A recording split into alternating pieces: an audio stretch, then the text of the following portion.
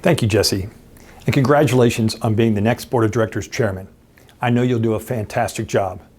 And a big thank you goes out to Chris Megan of On the Water Media for being Chairman the past 2 years, and also to the entire Board of Directors. I truly appreciate their time, dedication, and direction.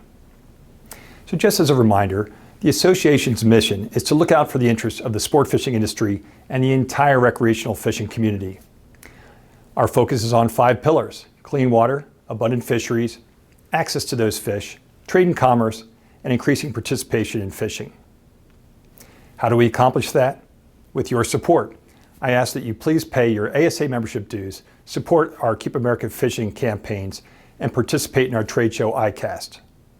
Of course, due to the COVID pandemic, the physical in-person ICAST show this past year, as well as every other trade show, was canceled, and we had to perform a serious reboot to pull off a virtual show, ICAST 2020 online. Thanks go out to the exhibitors that stuck with us and shared information with thousands of retailers and media and consumers throughout the week, and we were glad to bring the industry together, even if it was just for the internet. The best news this year is that fishing continues to be a favorite pastime for the American public. Everybody and their sister and their niece and their mother and their grandmother and their second cousin once removed went fishing. Since March, I've heard from hundreds of our industry colleagues, and just about everyone told me sales are off the charts. We are having our best year ever. We are blowing away last year's sales. I've also heard, in most of those conversations, we can't keep up with production. If we could only make more product or distribute more product, our sales would be that much higher. I'm confident the industry will catch up with sales by next spring. In the meantime, that means millions more Americans went fishing this year. And now we have some proof. The Recreational Boating and Fishing Foundation has seen a huge wave of interest in fishing and boating in 2020, resulting in almost 3 times as many Take Me Fishing campaign impressions this year versus the same period last year. And the campaign started almost 2 months later. Last year, RBFF had 18 million visits to the Take Me Fishing digital properties. That's a lot. But they've reached 40 million visits in only 6 months this year, up more than 200% in half the time. And their YouTube videos didn't increase by 84%, they increased by 840%. Wait, what do you say? RBFF's YouTube videos increased by 840%, with more than 20 million views of the Get On Board campaign video. Think about last spring and how the fishing season started, where some states were actually closed to fishing altogether. Well, the RBFF has reached out to all 50 states and heard back from 45 of them, plus the District of Columbia, regarding our license sales and how they're doing from the time frame of January through August for 2020 versus 2019. Overall, there's a 14% increase in fishing license sales, and there's an 18% increase in the resident fishing license sales. Every single state has actually shown growth in 2020. And what's really exciting is that 20% of these fishing license sales were to first-time anglers, or those that haven't fished in the last 5 years. Another almost 20% bought a license who hadn't fished in the previous year. And there's a slight increase in the non-resident fishing license sales too, which is somewhat hard to believe based on what some states were doing to try to keep anglers out, as well as the lack of travel this year. Almost half of those license sales came from new anglers. And the net gain for this year, wait for it, over 3 million more fishing licenses were sold this year through August versus last year. And that's great news for our industry and for conservation, as their purchases not only help pay your bills, but also those of the state fish and wildlife agencies. And now we have proof there as well, because we can count the growth in federal excise tax revenue dollars. Based on the revenues received by the U.S. Fish and Wildlife Service through August, with 1 month to go in the fiscal year, fishing tackle, including rods and reels and lines and lures and tackle boxes and bait buckets and nets and trolling motors and more, are up 30% in 2020 over 2019. 30%, that's amazing growth. We've never seen a year-over-year numbers like this before. And I predict that sport fishing manufacturers are going to contribute $175 million this year to the Sport Fish Restoration and Boating Trust Fund. We all owe a debt of gratitude to the manufacturers that contribute to the fund. For almost 70 years, you've contributed billions of dollars to conservation, and every citizen and every visitor to our great country should thank you. And also to those buying fishing tackle and fishing licenses, because we have great public lands and really good fishing. We will soon learn more about these new anglers and why they fish, as the RBFF has commissioned new research for this fall.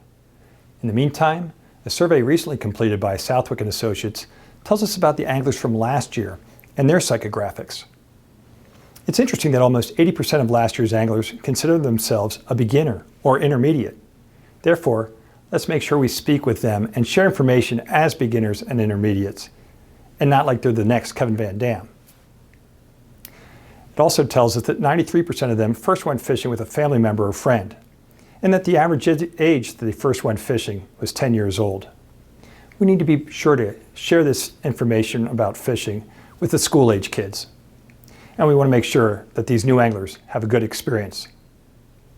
But what does that mean? Is catching a big fish or lots of fish a good experience? Well, the research says, surprisingly, no. Spending time with family and friends and relaxing outdoors is what matters most to them. We need to reevaluate and revise our advertising and marketing and education programs to speak directly to their wants and needs. More to come on that throughout the year. Of course, there's a presidential election next month. Be sure to watch Chris Stirewalt's keynote address at 2 p.m. this afternoon when he shares his views on the elections and more. As we get closer to November 3rd, it's incredibly important for the sport fishing industry to understand that you're not just voting for the president, but all those that represent us in the House and Senate, as well as the governors and the state officials. Think about this. Those that control the House and Senate control the committees, and it's the committees that decide which bills and resolutions move forward in the House and Senate. These committee chairs have huge influence over the process. Having relationships with the chairs, the committee members, and very importantly, the staffs, have a big impact when it comes to fisheries policy for our industry and anglers. Key committees are Appropriations, Commerce, Science and Transportation, Energy and Natural Resources, as well as Finance. Mike Leonard and the Government Affairs team have been doing a fantastic job of working both sides of the aisle, influencing the bills, the language, and the key policy decisions that impact your business by opening doors, getting a seat at the table, and building relationships. Relationships with the cabinet members is also critical. We focus on Department of Interior, Commerce, Agriculture, and Treasury, because they manage the U.S. Fish and Wildlife Service, the National Park Service, the Bureau of Land Management, the Forest Service, NOAA Fisheries, as well as federal taxes and tariffs. Again, it's your membership dues and trade show revenues that allow our team to interact with these departments and influence the way tax dollars are spent. Mike Leonard and his crew will share with you today what is happening on the specific fisheries issues. 2020 has probably been the most productive year in decades for the sport fishing industry, with respect to bills being passed that support our fishing initiatives, and those being thwarted so we can continue to have access. Yes, there is still work to be done on red snapper, as always, but the Great American Outdoors Act was signed into law. The ACE Act has been passed by both the House and the Senate, awaiting the President's signature. And the Descend Act has passed the House, while we've also delayed bills like AB 3030. These are testaments to how important the ASA is and how good your government affairs team is when dealing with politicians and the administration. My thanks go out to all you that support our efforts through the Sport Fishing PAC. More than 100 individuals have given more than $100,000 this past year. That goes towards campaigns to help ensure that we have the opportunity to share our position on the bills that matter most to us. When you combine all of the above and throw in our ever-important advocacy campaigns managed through Keep America Fishing and Keep Florida Fishing, you've got a well-oiled machine that is making a difference for conservation, the fish, anglers, and the industry. The ASA has you covered. Well, that's it. I hope you get engaged with the summit and take advantage of the information shared throughout the week and in the committee meetings. Please check back later today to see the Government Affairs team and then Chris Stirewalt. I hope you have a great week and a fantastic 2021. Thank you.